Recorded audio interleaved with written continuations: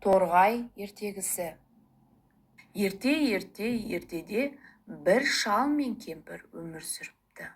Олардың Торғай есімді кішкентай ғана құсы болыпты.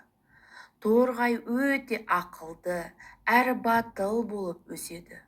Шал мен кемпірдің баласы болмағандықтан, оны өз баласындай жақсы көріпті. Әр таң сайын олар Торғайдың еркелетіп, жем беріп, қанаттарын сипап, батасын беріп отырады екен. Бір күні шал мен кемпір қатты ауырып, төсек тартып қалады. Торғай болса, оларды көріп жаны ашып, көмектесуді ойлайды.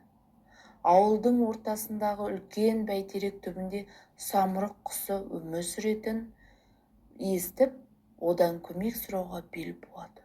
Самұрық құсы барлық ауруды емдейтін шөптерді біледі деген аңыз болған екен. Торғай қанаттарын қағып, ұзақ сапарға аттанады. Жолда жел, күн, жаңбыр оның қанаттарын шаршатып, оны түрлі қиындықтарға тап қылады. Бірақ шал мен кемпірді аман қалдыру үшін ол тоқтамастан ұша береді. Күндердің күнінде Торғай бәйтерекке жетеді. Ол самұрық құсты іздеп, оған шал мен кемпірдің жағдайын айтып береді.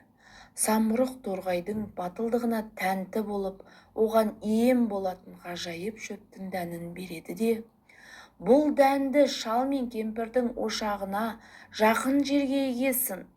Бірнеше күннен кейін бұл шөп олардан емдеп, оларға өмір сыйлайды, дейді. Торғай шөптің дәнін алып, ауылға қайтып оралады. Шал мен кемпірдің үйіне жетіп, сол дәнді олардың үйінің маңайына егеді. Бірнеше күн өткен соң дәннен әдемі шөп өсіп шығады.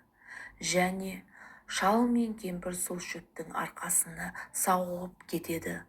Содан бері ауыл тұрғындары Торғайды батылдық пен адалдықтың көрінісі ретінде құрметтепті. Торғай